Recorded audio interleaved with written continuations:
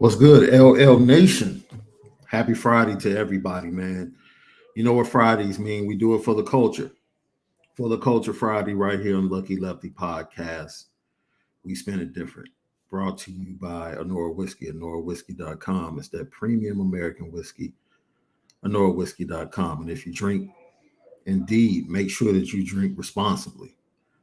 Big show today. Big show today. Malik's going to join us shortly. But let's go ahead and get started. Didn't want you guys waiting. Fantastic Friday. High school football is in full bloom. Like you saw highlights from Braylon James and the Bowen brothers, Eli and Peyton. Also, Avery Johnson, Kansas State commit. Could he be a flip? Jackson Arnold, who won the Elite 11, according to some.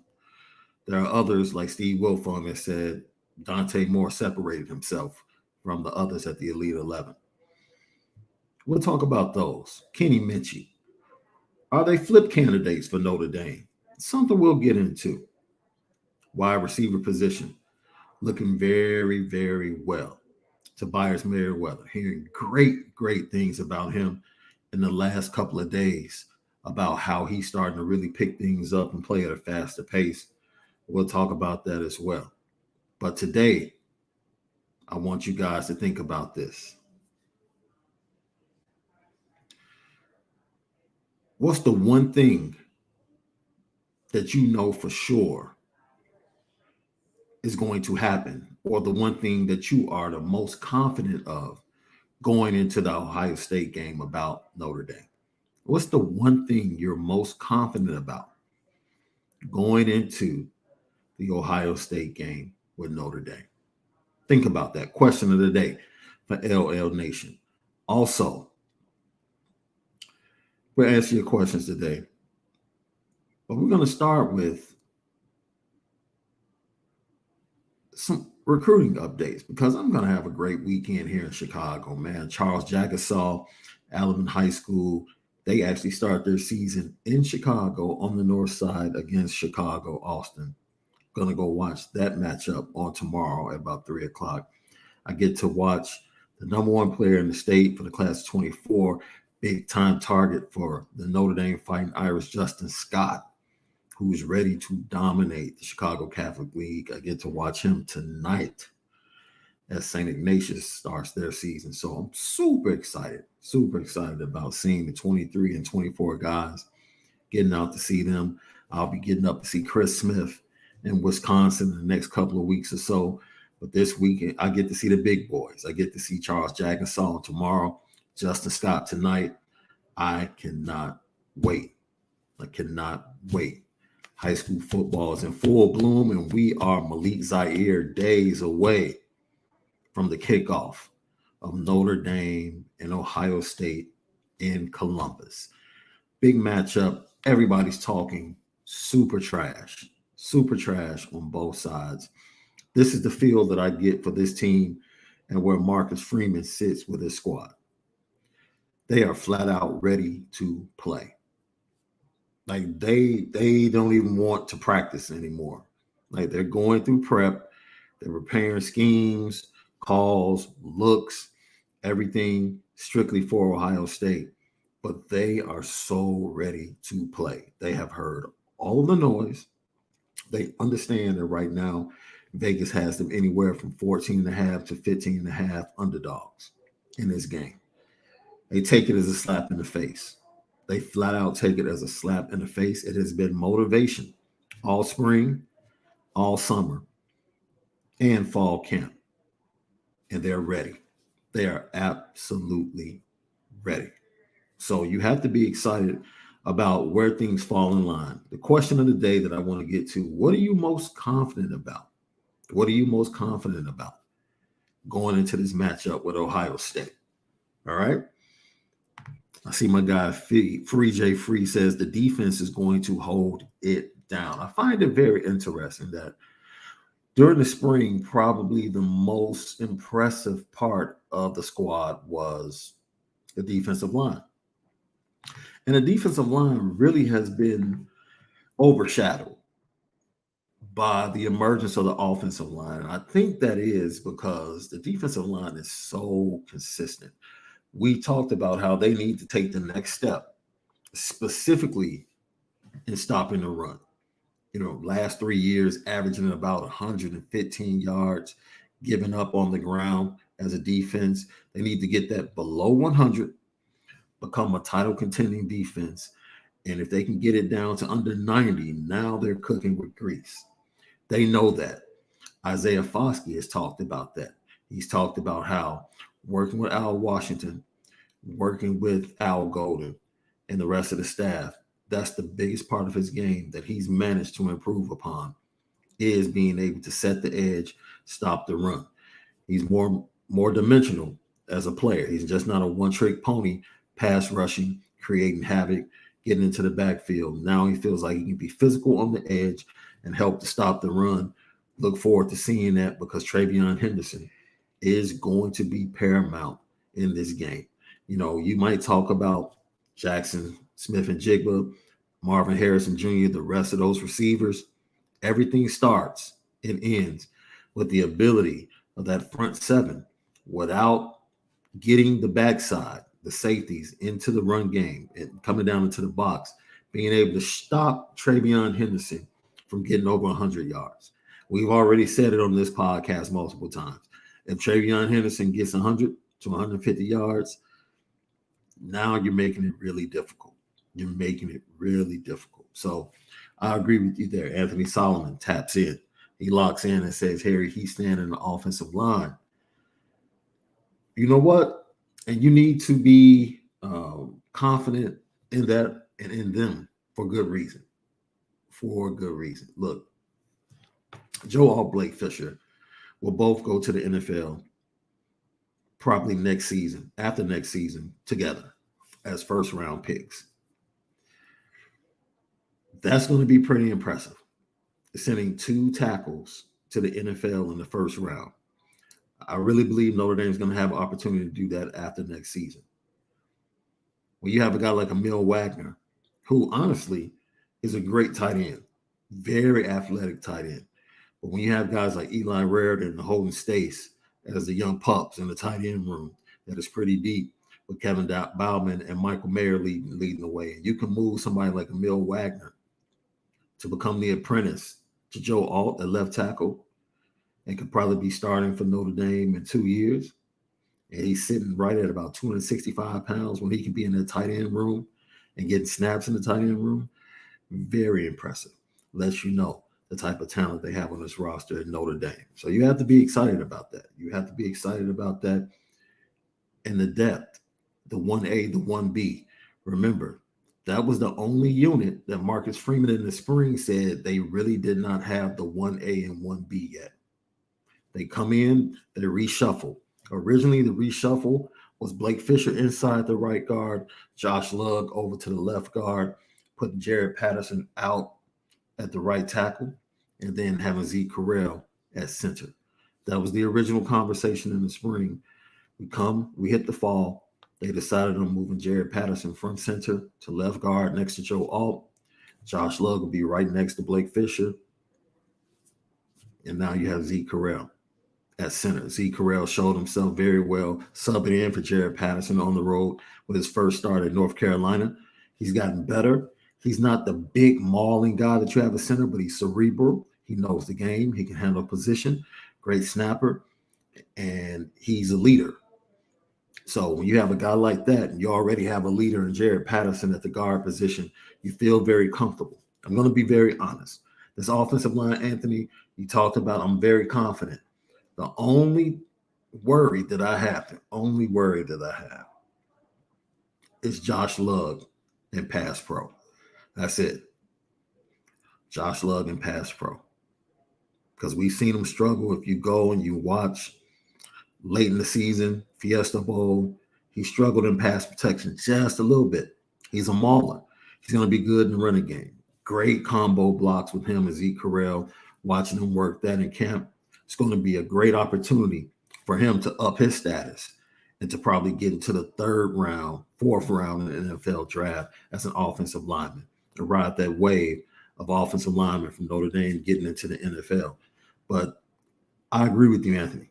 This offensive line is going to be able to do great things this season and reestablish the greatness that existed under Harry Heastand when he was here. That's going to be reestablished this season. Linebackers, very interesting. Thank you, Nikita 3000. Linebackers. The depth is there. The depth is there. And I salute, as I said before, I always say it, I salute Jack Kaiser, J.D. Bertrand, and Bo Bauer, and how they were put on the spot with the number of snaps that they didn't expect to take because of injuries to Jordan Botello and Maris Leofau last year in fall camp. They were put on the spot. They rose to the occasion. They gave us a great effort. I think all of them kind of got winded towards the end of the season, and teams started to figure out that if we put them in space, we can take advantage of them. We can take them out of their blitz packages and their blitz game, which is their strength, especially Kaiser and J.D. Bertrand, their ability to come downhill. Bo Bauer's strength is third down and being able to drop and get into the passing lanes. He's really good at that. So the versatility between those guys still exists.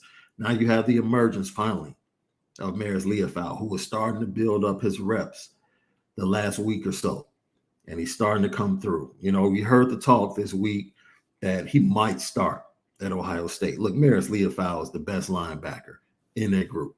He's the best linebacker, but Prince Collie is coming on strong. He flashes every time the media has a chance to watch full practice. He constantly flashes, big hits, really good in pass coverage, and he's going to be an impact player at the linebacker position, whether he starts or whether or not it's a rotation.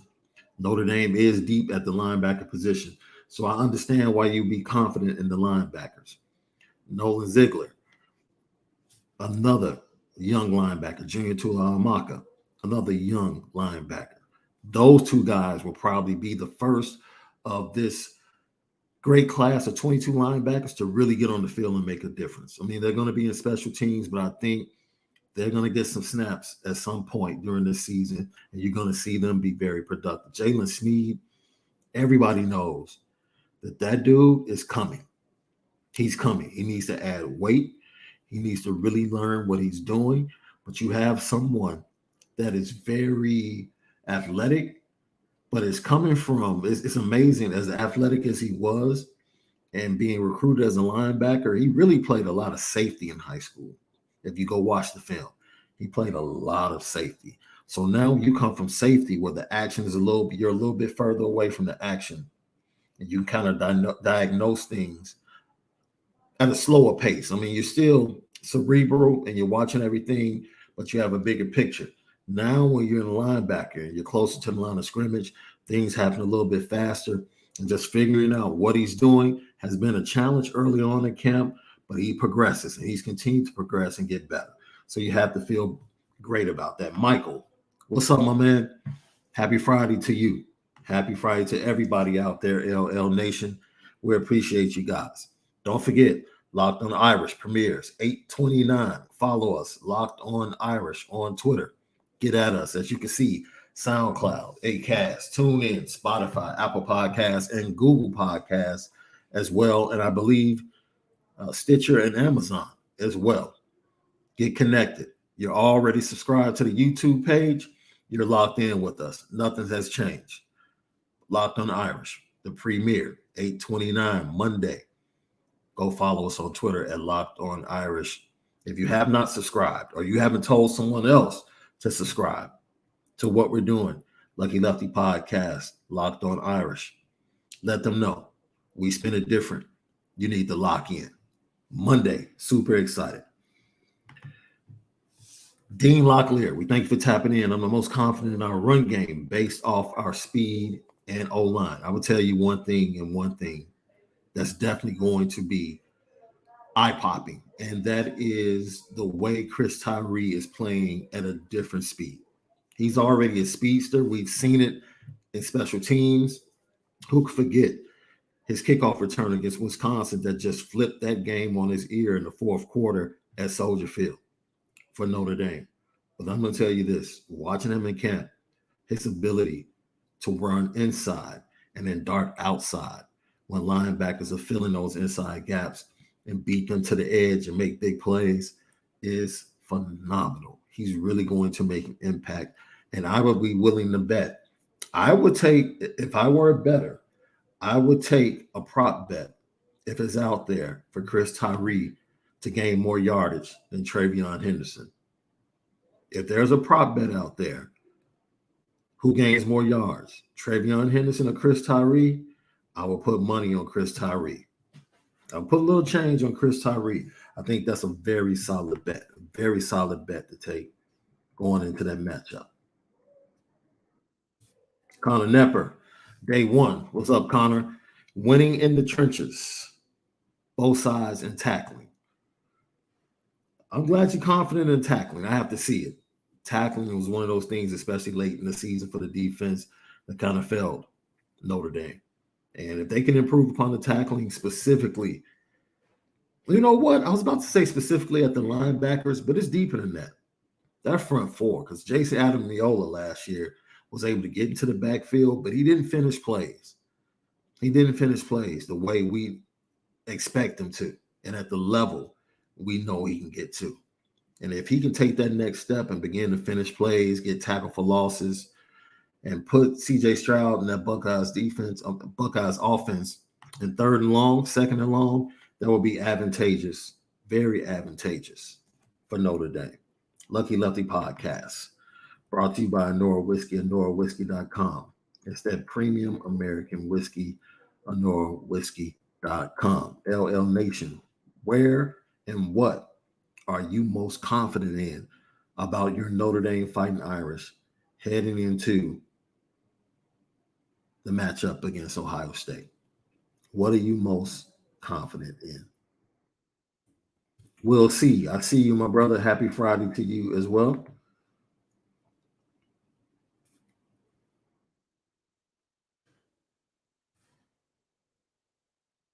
See, Adrian 241989. Abel, Shaun, you should have watched Blue and Gold. What's Blue and Gold?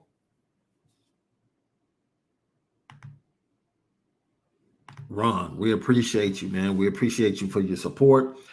All of our subscribers out there that have gotten us over 2,600 have us forging ahead to 2,700. We're going to get to that 3,000. We already spoke that into existence. It's because of you guys. You motivate us to come out, spin it different, talk Notre Dame football. We love you, LL Nation. Go follow us at Locked On Irish. Our boy D-Rock Irish, day one. We appreciate you, my man. Thank you for locking in with us.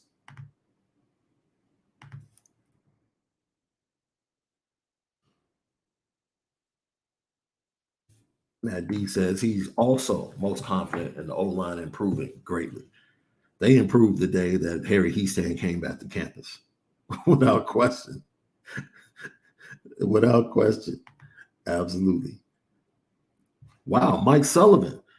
I'm most confident that Freeman would do a good job as a game day coach. Okay, Mike, you might be in the minority for a lot of people, not in the sense that I think people believe that Marcus Freeman is going to do a bad job, but I think a lot of people are taking the wait and see approach, right? I think a lot of people, take the second half of the Fiesta Bowl and they try to apply that to Marcus Freeman, and it kind of caused them to be hesitant about giving them the thumbs up as a coach. First half, everybody was gung-ho. Everybody was in their TV rooms, living rooms, all across the nation, all across the world, jumping up and down, super, super ecstatic because Notre Dame had never come out that aggressive and that explosive in a big game. Like, what was the last time you saw Notre Dame come out in a bowl game or a big game and just rattle off points, being super aggressive? It was something new. It was something fresh. It was like, okay, this is what we've been waiting for in big games.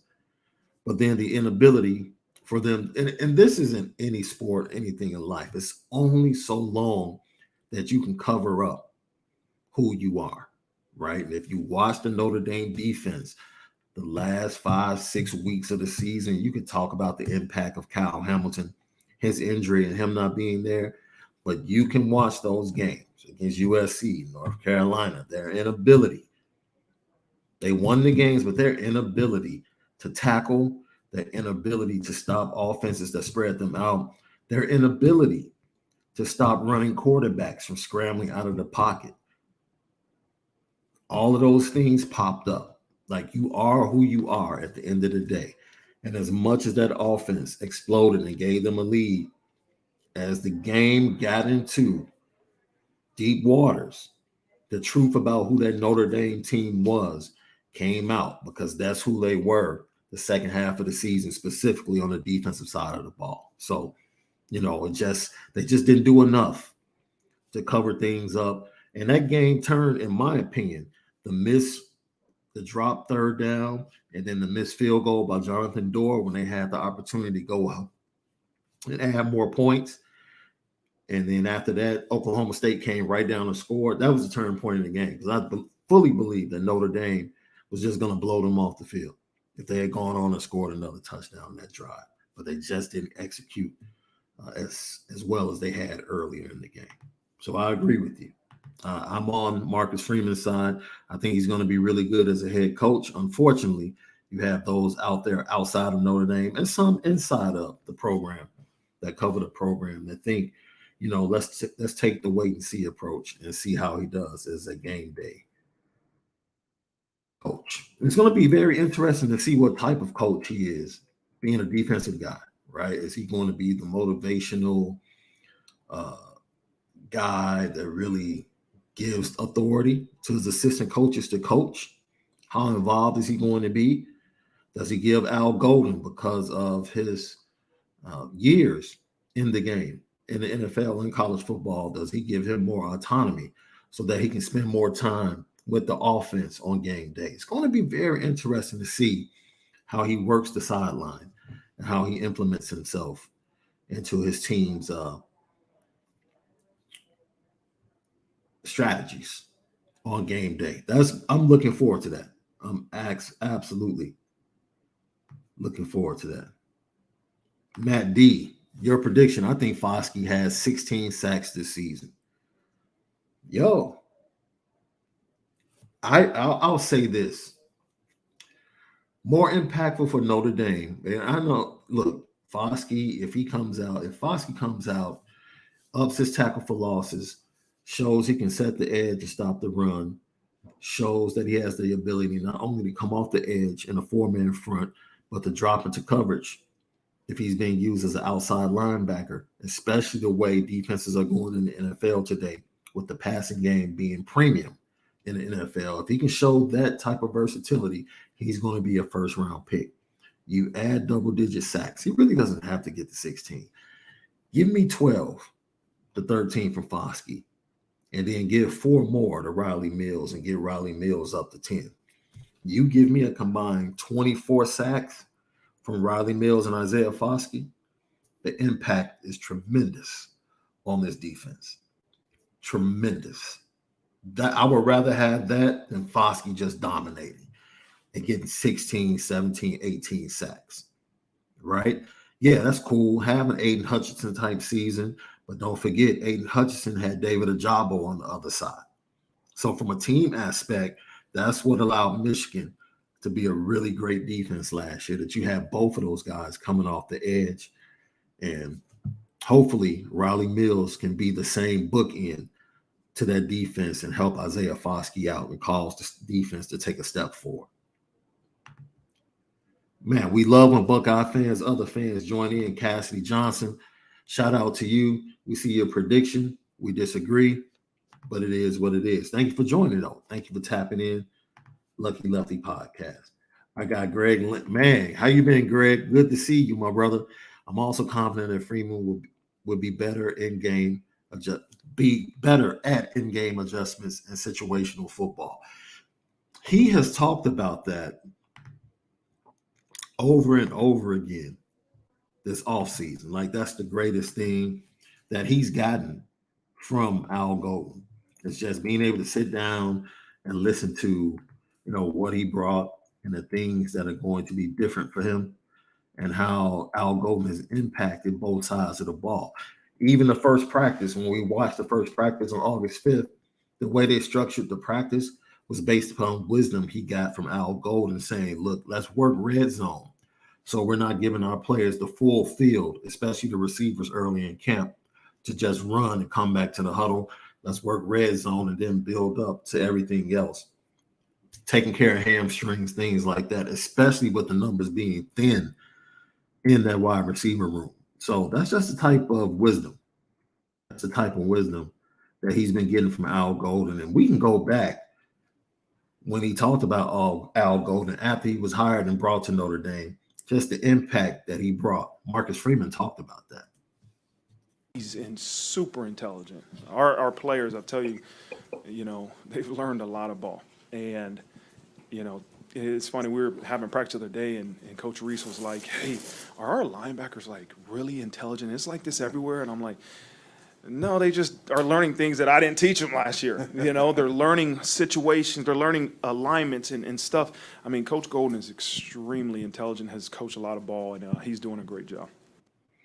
Yo, that is, Al Golden talked about that. Like, as he's teaching these nuances, he was so surprised at how quickly the defensive players were able to absorb the nuances and the schemes and everything that he was trying to implement. I remember the first practice we watched over the spring, he stood behind the defense each and every play and just kept screaming, communicate, communicate, communicate. Because anytime you're trying to put a new system in, that's one of the most important aspects, right? You have to be you have to properly be able to convey what's being done. And I think one of the funniest things he said when he was talking about the secondary on last week when he met with the media, not last week, it was probably a couple of weeks ago now. He said, yo, we might not be in the right call, but we're always in the right call together. And when he said that, I'm like, wow, that makes sense. And it's talking about the communication. Like, the communication is so good that whatever's called out might be the wrong call to go to, but everybody's in it. Everybody's in it. So, and Malik talked about it, I believe, 2 shows ago. You can go back and watch that show on what we did on Wednesday, when he talked about, as a quarterback, there's only so much you can do to disguise, because as a quarterback, it doesn't matter. Like pre-snap, yeah, you see that, but you still have the same amount of time. It's 1,000, 2 1,000, 3 1,000. You want the ball out of your hands. Every quarterback has that clock in their head. And so they go through the progression. The progression is the same. 1, 2, 3. And you have the great ones, Aaron Rodgers. And, you have some quarterbacks in college. C.J. Stroud, Bryce Young might be at that level, right? Where no matter what you disguise or show them, they still know where to go with the ball pre-snap. But most quarterbacks, as Malik said, they still have to go through their progressions, right? And it's the pressure and the disguise that doesn't necessarily stop them, but the disguise just gives another second to maybe another second and a half to that front to put pressure, get him to move his feet, get him to not have his eyes on the guy that's open.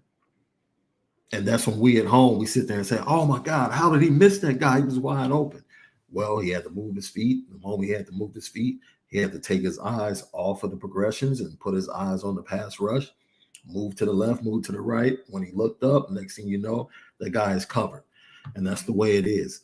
So when you talk about the nuance and the situational football that Al Golden is bringing or has brought to Notre Dame, it's going to be tested immediately against this Ohio State offense and C.J. Stroud, who's a very cerebral quarterback, very accurate quarterback, has talented wide receivers, but he really has one receiver that has a large sample size, and that's Jackson Smith and Jigba.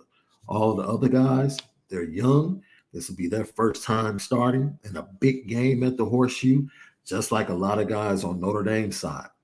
It's going to be their initial start in the Horseshoe and their chance. Like Tyler Buchner, this is his chance to shine. And Michael Mayer says he's ready to walk into the Horseshoe with number 12 leading the way. He's grown a lot. He's been a big leader, and he's become an even bigger leader after being announced QB1. So he's grown a lot. His throws have grown, his running, his legs have grown. His mental capacity to learn things and learn plays and read the defense has grown. just overall, he's grown a lot, and I can't say enough good things about him. I have to be honest. Super intelligent. He's super intelligent. He's absolutely super intelligent. That's something we've heard from everybody about Tyler Buchner, how he's progressed in learning the offense. Michael Mayer gave me so much confidence when he met with the media, not talking about himself, but just really trying to exude the fact that, look, man, whatever happens, we're ready. Like, this is Notre Dame. We play big games all the time. We go on the road to hostile environments all the time. We play a national schedule all the time. This is what we do. There's nothing big about this game as far as going on the road against Ohio State. Walk on the field and you play the game. And he was asked, well, man, you know they're going to double team you and try to take you out of the game. Michael Mayer was like, all right, no problem. I'm going to still do my best to get open. I mean, if they want to put 2 people on me, I'm still going to try to get open. And if I'm open, Ty's going to give me the ball. And if I'm not open, then somebody else is going to be open and Ty's going to get them the ball. And we're going to keep doing that and until we win the game. And then we'll get out of there with a W, and then we'll prepare for the next game, you know? Yo, that cat Michael Mayer has me feeling really good, Irish fans. They're going to double me. I'm going to be open. Or I'm going to try to get open. I'm not going to quit just because they're doubling me. I'm going to beat the double team. And if I'm not the guy, Ty's going to hit the other guy. And we're going to keep doing that over and over again for the rest of the game. I'm going to walk out with that W and move on to the next game. That's the mentality. Like I said, starting this show, they're ready. Preparation won't be the problem. Preparation won't be the problem. I can sit here and say Notre Dame's going to win. Ohio State fans can sit there and say we're going to beat you by 2 touchdowns. At the end of the day, those young men, those gladiators will walk to the 50-yard line, flip the coin, set up the kickoff, and they'll decide ultimately who has the most points when that clock hits 0 late in the night in Columbus. We get the opportunity to watch. And I think it's going to be a barn burner. I think it's going to be an early candidate for Game of the Year. That's my prediction. Early candidate for Game of the Year, Notre Dame and Ohio State. I believe they're truly going to give us a classic. They're going to give us a classic. Let's talk about the path to victory, right? Path to victory. Because I've been watching a lot of Notre Dame, Ohio State games. And I can honestly say in recent history, when Notre Dame has faced Ohio State, it's fair to say that Ohio State has had the edge in talent, specifically at the skill positions, specifically at the quarterback position.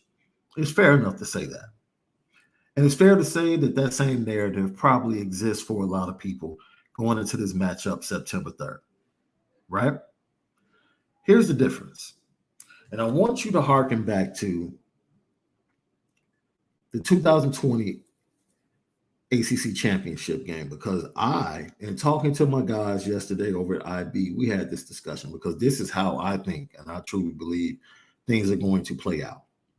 And where ultimately is going to be up to the main combatants, the quarterbacks, right? The trenches. They're going to decide when it gets into the deep waters of the second half, third quarter, fourth quarter. Okay, who makes the plays? It's going to be that type of game. Who makes the plays? Early on, I fully expect Notre Dame to come out and dominate in the trenches. I fully expect them to control the flow of the game. They will not be affected by the crowd. They will not be affected by being on the road. Notre Dame, dude, no. They've been between the hedges at night with that crazy light show. They weren't affected. They've been on the road. They faced Clemson. Big games is that's Notre Dame. That's par for the course. They don't wait until the end of the year in November to get the big game like Michigan and Ohio State do, right? And there are a few other games. Ohio State, they've struggled with Penn State, right? I think they struggle with Penn State because Penn State punches them in the mouth. James Franklin does a great job of getting his team up, and they play physical. And physicality is the way to stay in the game against Ohio State. That's the way you do it. They did a great job on the road walking into Ohio State last year. They've beaten Ohio State at Happy Valley. Utah did a great job jumping out because they physically imposed their will in the Rose Bowl. Both sides were missing players. So I don't want to hear about that. You stepped on the field, play the game. If you stepped on the field, play the game. I don't care about, being hungover because of the Michigan loss. Man, you stepped on the field, play the game. And the same thing that illed Ohio State in the Michigan loss is the same thing that illed them against Utah, even though they came back to get the victory. Notre Dame is going to have the opportunity to go up early in this game. They will have the opportunity to physically impose their will. Get the run game going. Hit play action big passes or big play action passes and get on the board. If Notre Dame cannot afford early in this game to kick field goals. They can't. They will have the opportunity to put points up on the board. If Notre Dame gets touchdowns, this is their path to victory. If they get touchdowns and get out in front, they'll win this game. If this is a back and forth barn burner and no one is getting stops, that's not the path you want. You want to impose your will, use the offensive line, use the run game, use Tyler Buchner's legs, and use his arm for big plays to Michael Mayer, Lorenzo Styles Jr., and the rest of the wide receiver corps. You do that, you get up early. You hit CJ Stroud early. Don't give up big plays to the wide receivers. Make them earn their way down the field, and you stop Travion Henderson. Get into the third and fourth quarter, it's going to be a game because you're not about to stop Ohio State for 4 quarters. They're going to hit the turbo button at some point. At some point, Ryan Day, they're going to make the adjustments. They're going to figure out what Al Golden and that defense are doing, and they're going to have an answer for it. And when they answer, take the punch, get up, get into that fourth quarter, and make the plays to win the game. Cam Hart, Brandon Joseph, Isaiah Foskey, Tyler Buchner, Michael Mayer, Lorenzo Styles Jr., it's up to you to make the plays. You're the big dogs. You're the guys that everyone else in the national media says Notre Dame doesn't have talent. They don't have any big guys. They don't have any big play guys. It's on you. It's on you. Because this team is going to go into Ohio Stadium and fight and be in position to win this game. But it's up to Tyler Buchner, Michael Mayer, Lorenzo Styles Jr., Brandon Joseph, Cam Hart, Isaiah Foskey, Jason Adamiola, the leaders of this squad, the guys that are on the radar of the NFL scouts, the ones that are being overlooked, because as Holly Rose said, there's so much talent at Ohio State. There's just so much talent. Notre Dame doesn't have any. All the talent in this game is on the side of the Buckeyes. Okay. Challenge to you guys. Be the difference makers when it counts on September 3rd. The opportunity is right there before you. That's the challenge. That's the path to victory. Jump out early. Be physical. And when they punch back, take it and go make the plays in closing time. That's how you win this game. It's as simple as that. It's as simple as that. Now, if they want to play ugly and turn the ball over and just give us the game, yeah, we'll take that too. Highly unlikely because CJ Stroud doesn't turn the ball over. High completion rate. That's not the type of quarterback he is. But if the other guys want to put the ball on the ground, we can run back, get a pick six, get a fumble return. All for it too. I'm all for it too. Lucky Lefty Podcast. Lucky Lefty Podcast. Let's get to it. What's your path to victory? How do you think it's going to play out?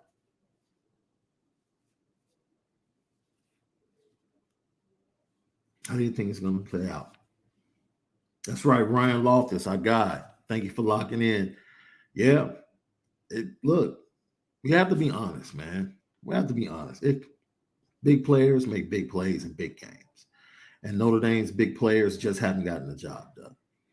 When they beat Clemson at home, even though it was without Trevor Lawrence, the big guys, Avery Davis, Javon McKinley, who's the leading receiver, huge game. Ian Book, big throws late in the game, right? Adi Agandeji, sack in overtime. Dalen Hayes, sack in overtime.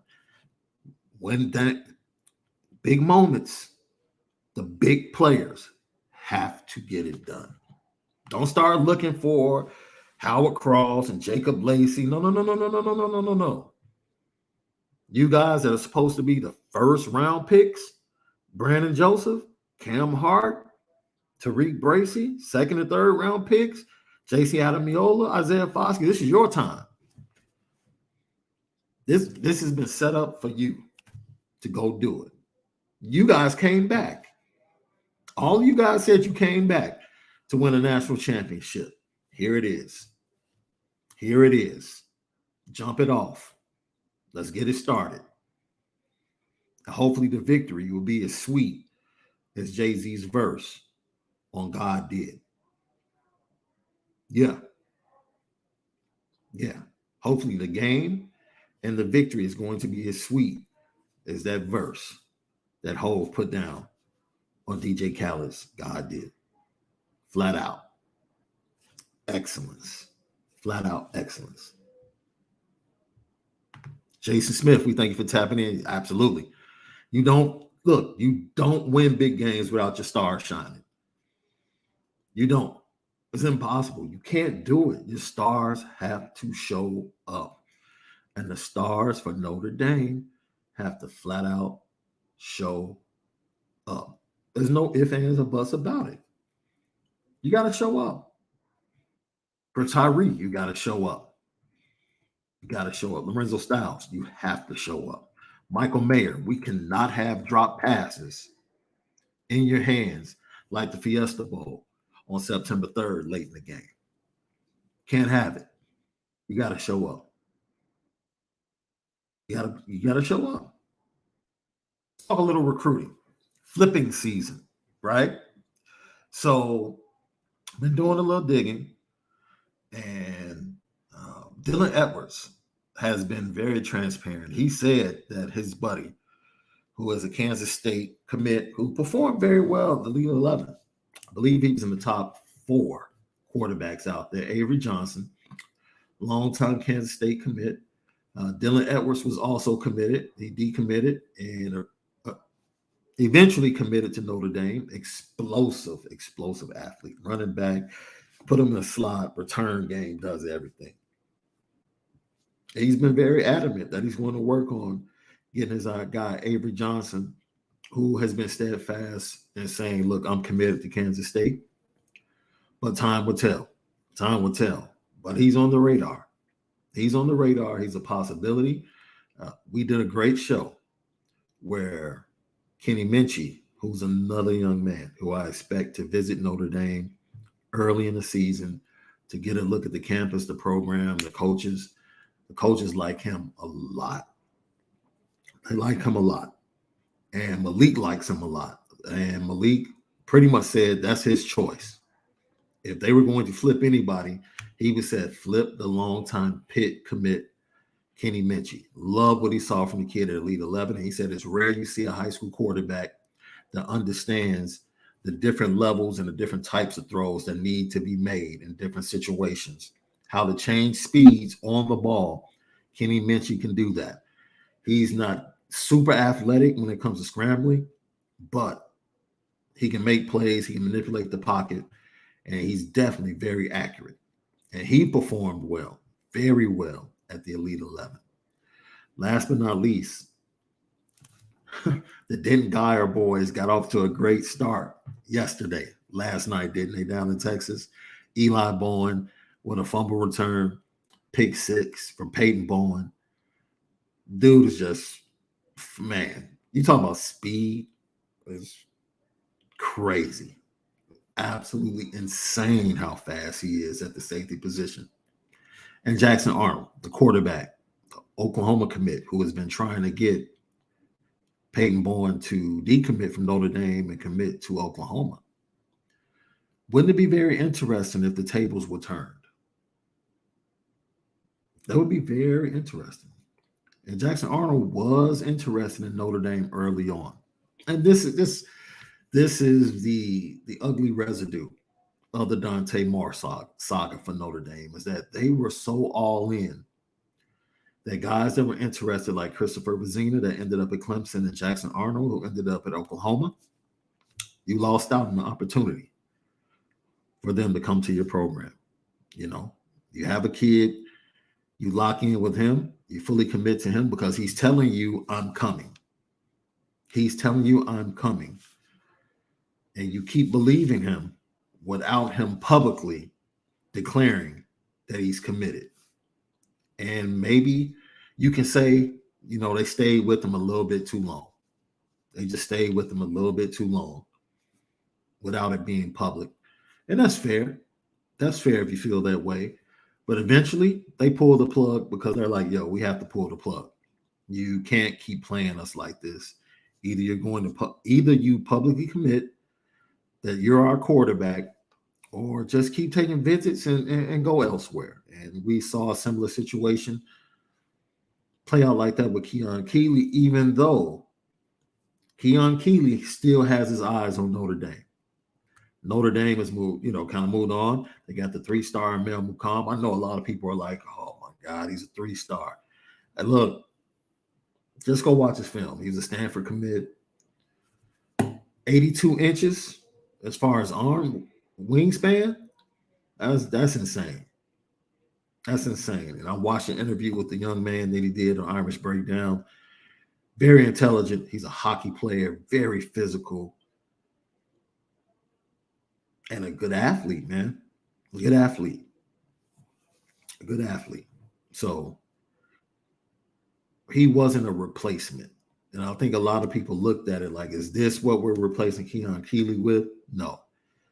Notre Dame, even with Keon Keeley in the fold, adding Samuel Mpemba, the pending addition of Jeremiyah Love in a couple of weeks, as we said before. Jeremiyah Love is just trying to get his family in front of the coaching staff to kind of like sign off on everything, and he'll be added to the class. He was crystal balled, by Steve Wilfong and some other people to Notre Dame. So, and this is after months of talk about how well Texas A&M had done with NIL and getting to him. And I told you and read you guys a text from Christian Gray, who's his fellow St. Louis high school prep star, who's committed to Notre Dame in the 23 class. I read to you what Christian Gray told me yesterday on the show. He's family. He knows the move. He's coming. So I feel totally comfortable in saying that Jeremiyah Love will be the next addition to the 23 class coming soon. But getting back to the quarterbacks, it should be very interesting to see who can be flipped.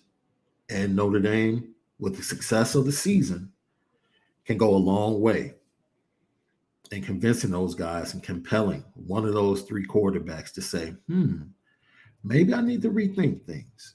I think if I had to rank LL Nation, you know who we want. We want Kenny Minchey. Myself, Malik has convinced me. Right behind that, Avery Johnson would be 2, and Jackson Arnold would be 3. And I know everybody out there is like, Jackson Arnold's better. I think Jackson Arnold is locked in to Oklahoma. So for me personally, I don't even know how realistic that is or how realistic that would be. That's the reason why I put him 3rd. I think the other 2 are very much possibilities because of Dylan Edwards and his relationship with Avery Johnson, and then the coaching staff and Tommy Rees. And look, the show we did talking about Kenny Minchey and his film work, his mother retweeted the show and retweeted our tweet about where we posted the promo for the show. So the eyes of the Minchey family seem to be on Notre Dame, and they have interest, and they're going to listen. As I said before, he's already committed to Pat Narduzzi and that Pitt program. And you have, if Pitt does take a step back, watch that as well, right? Because Pitt, they lost a lot offensively, but they still have a strong defense. And if Pitt's season doesn't go as well as some think, and some have said that they expect Pitt to take a step back because of the losses on offense, that could play into Kenny Minchey reopening his recruiting and decommitting from Pitt, and ultimately giving the Fighting Irish a chance to land his services.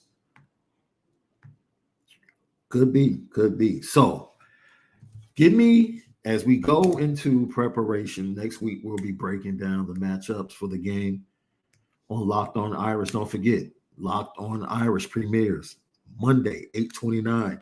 Go follow us at Locked On Irish right now on Twitter. If you are already subscribed to Lucky Lefty, you don't have to do anything. On YouTube, the Lucky Lefty YouTube channel will be our Locked On Irish channel. So you're locked in, but let it share it with your friends, share it with your families as the season gets closer. Share the feed and let them know. Locked On Irish Lucky Lefty podcast is the place to be. We spin it different. As you see, the audio side, this is where we need you guys to really lock in with us on the audio side. Apple Podcasts, Google Podcasts, Spotify, TuneIn, Acast, SoundCloud, Stitcher, all the audio platforms, Amazon, I believe, as well. Lock in, set it up for the automatic download. So every time we drop something, we'll be having exclusives specifically for the audio side. So every time we drop something, hit the notification, set it up that you get the automatic download, and you lock in with us. Do that for us. We would greatly appreciate it. Lucky Lefty, Locked On Irish. 8/29. We spin it different. All right? So, yeah, it's a pretty great show today. We appreciate you guys for tapping in. As I said before, I didn't want you guys waiting today. We talked about the path to victory. We talked about what you guys are most confident in with this team going into the matchup. And we talked about the possible flips in 23 at the quarterback position and how realistic it may be. Now, to close out the show, it's the only right way we can do it.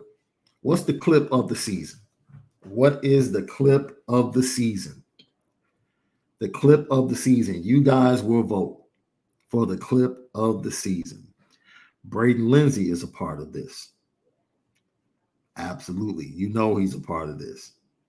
The clip of the season from spring to fall from the Notre Dame Fighting Irish.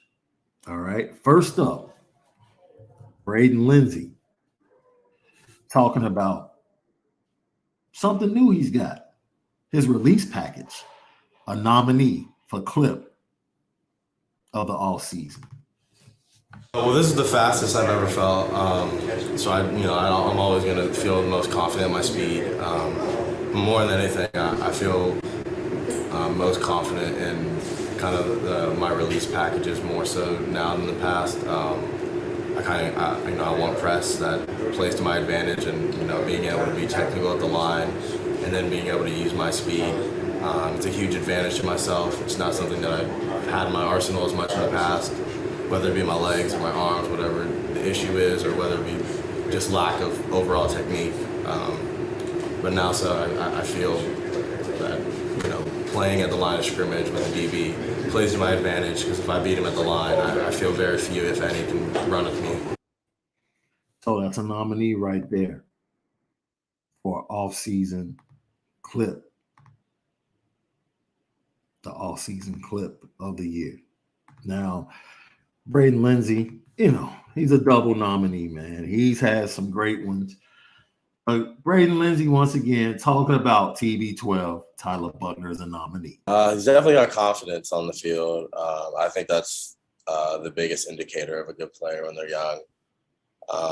He's definitely the best runner I've had as a quarterback in college. And I think, you know, it wasn't showcased as well, but he's got a good arm. And I think as time goes on, he'll be able to make more smarter decisions as a passer. And that kind of comes to just experience. I mean, quarterback's the hardest position. There's a lot going on. So I think he's going to, you know, improve vastly. Braden Lindsey, once again, clip of the year. New to the squad, Brandon Joseph. And you would think that the offensive squad would have better things to say, but Brandon Joseph should be hired as the PR firm for Tyler Buchner as the quarterback at Notre Dame, another nominee for clip of the offseason. Beast, man. I'm excited to have him run this team, run the offense. Throws an amazing ball, throws a pretty ball, makes smart decisions, and can go run that thing. I mean, let's go see what he can do. Yeah, 10 seconds. He said more about the quarterback at Notre Dame than any offensive player said all season. Called him a beast, let you know what he's been doing with the arm, and then he let you know, hey, he's going to get it done with his feet. We're ready to go and get it done. Clip of the off season. A lot of people were wondering what this team would look like. And Marcus Freeman stepped to the podium in March and was like, look, don't get it twisted. This is who we are. I kind of told him this today in the team meeting, is that I have a vision and identity I want for our team, and that's to be a team that can run the ball and stop the run, right? I believe in our O-line and our D-line being the foundation of our team. And so I'm excited to see if that can become our identity. That's my vision. I also want to see a team that's aggressive. You know, that's one of our mantras, challenge everything. What does that mean? It means be aggressive. Do not play timid. Do not play scared. Think outside the box, offensively and defensively, schematically. Be okay with taking chances. Be okay with taking chances. Man, he told you what the identity of this team was going to be. And a lot of people were shocked when he said that, because they were looking forward to, you know, changing the narrative, quarterbacks, wide receivers at Notre Dame. And, you know, I understand, you know, you want to be more explosive. And just hearing the coach say, look, we're going to run the ball, stop the run, makes you feel like, oh, it's the same thing in Notre Dame. But I don't think that's what we got. I think it was a little bit different. And I'm trying to look and find our last nominee. I thought I had brought it up and had it prepared. Here we go. Our guy. Immediately, off season, game is over. Notre Dame loses the Fiesta Bowl to Oklahoma State, and J.D. Bertrand lets you know we're going to be better. He prepared us really well. He had us ready for the high tempo. He had us ready. Like, it wasn't schematically. It was the little details of, we missed tackles. We didn't win the 50-50 balls, those little details. And we need to make sure we do that better. And it's on us. And going into the next season, I just want to make sure I focus on the fundamentals, the little things like finishing leverage tackles, not going 1-for-1 for blocks, just every little detail, just being able to enhance it. And then just being able to take that next step in leadership and be able to help this team become the team that we want to become. J.D. Bertrand, your last nominee for clip of the off season right here on the Lucky Lefty podcast. You guys will decide. You guys let me know what the clip of the off season is going to be. Garland Doxey, man, we appreciate you. You are a full clip of the year. Was BK leaving for LSU. Now it's time for ND to be great. Yeah, and probably that, minute and a half he took to speak to the team on the way out. You give this team a minute and a half of your time. Like, come on, dude. Trying to look and see here. Lindsey, gotta be Lindsey. Okay. Yep.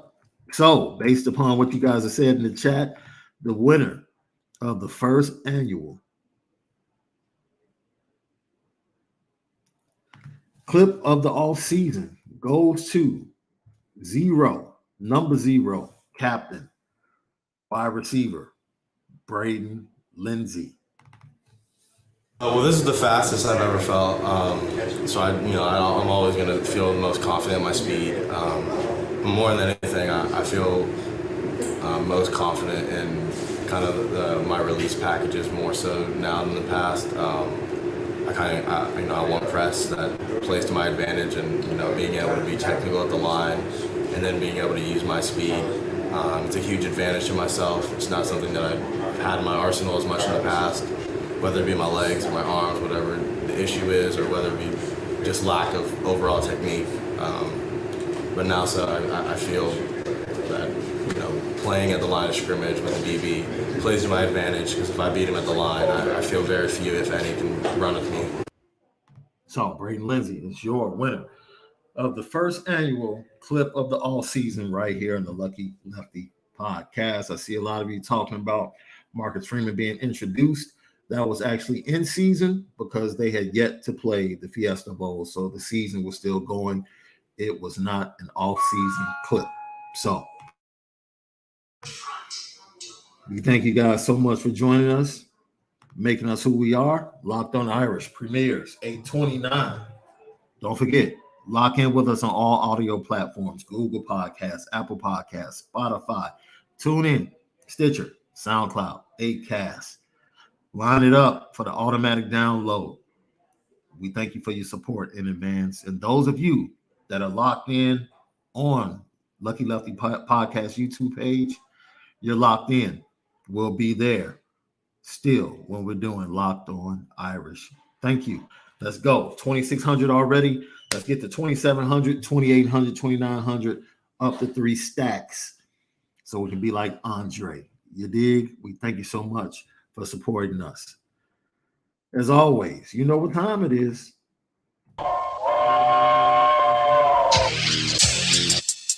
Petticoat, petticoat, petticoat junction. It's time to get petty. Oh, we did a good job executing. Are you upset with something? And fire up the Petticoat Junction train. I just don't like you. You don't? No. What is today's petty historic? Petty Junction.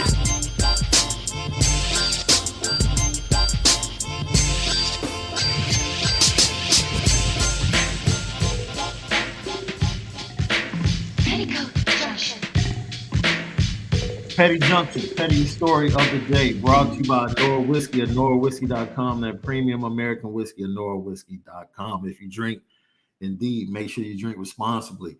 You know what, Johnny S., you might have to put us on the petty train, because in our nominations, we totally overlooked this clip. Yo, I'm going to play it for you guys on the way out. Braden Lindsay still gets number one, but I think Coach Free saying we're not changing is definitely one of the top clips of the all season. You can put Malik and myself on the petty train for forgetting about Coach Free in that clip. So, petty train. Look, everybody who kept texting me, as much as I'm a Jay-Z fan, everybody that wanted to text me talking about this verse, look, man, I don't want to hear about a verse at 1 a.m. So to all my bros that tweeted me and texted me and text me to wake up, listen to this verse, I can do it at 7, 8 a.m.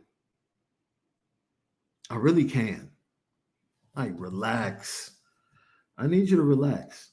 That's a bunch of foolishness, man. Respect people's time and respect their sleep. Respect their sleep. Sleep is important, people. Now, maybe you young people out there can't appreciate it right now, but sleep is very important.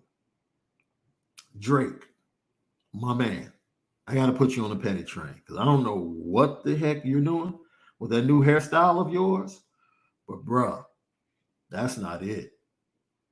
That's not it. Between Jimmy Butler and his braids and Drake and that new hairstyle, nah. It's not getting it done. It's not getting done. You have to go on the petty train. Shout out to the Seattle Mariners, man, for recognizing the greatness of Julio Rodriguez and giving him that deal. early on and not waiting. That's big up. Way to step up, Seattle. Way to step up. You know what the deal is. And of course, my White Sox, they continue to make this the most dreadful season that I've ever experienced.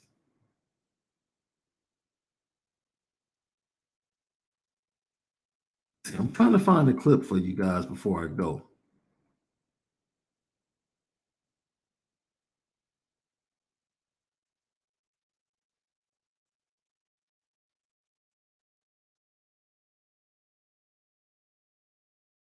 Let's see. I think it's the intensity. It's the good on good, and we've done more good on good probably than I've ever done. But I think it's what's necessary in terms of developing an identity, developing a confidence in the things that you're good at. And, that's probably the biggest thing is that, hey, we're not going to do a whole bunch of scout work right now. We're going to go ones on ones, twos on twos, and we're going to be competitive. And, again, that's the reason. Injuries can be a result of that. It's called training camp. I just told them it's supposed to be hard. You're battling against each other. And now as we are about 2 weeks out, we have to be really smart in terms of how we'll prepare, obviously, for Ohio State as we move forward. But I was really pleased with the 11 practices or 12 practices that we've had.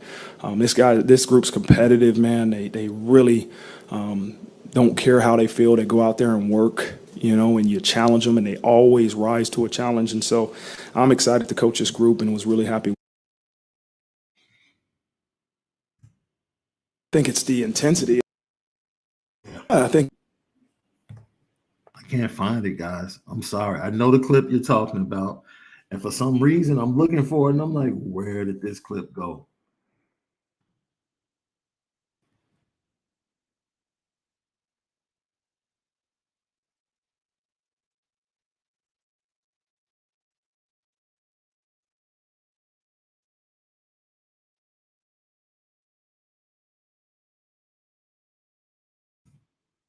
I'm a routine guy, right? And so I like to script them all out and just say, let's every day have the same. That's not it. But I know the clip you guys are talking about is definitely top 3 clips of the all season. Thank you guys so much for joining us today. Don't forget the big premiere, Locked on Irish, is Monday. We appreciate you guys for supporting us. Featuring Onora Whisky at OnoraWhisky.com, premium American whiskey at OnoraWhisky.com. So for my guy, Malik Zaire, at Overtime Malik and Malik Zaire 8, I'm Shaun Davis at SD2 Mics. Follow us at Locked Out, at Lucky Lefty Pop, and Locked on Irish on Twitter. And don't forget to smash that like button. So have a fantastic weekend, but most of all, make sure that you spend it different. Enjoy.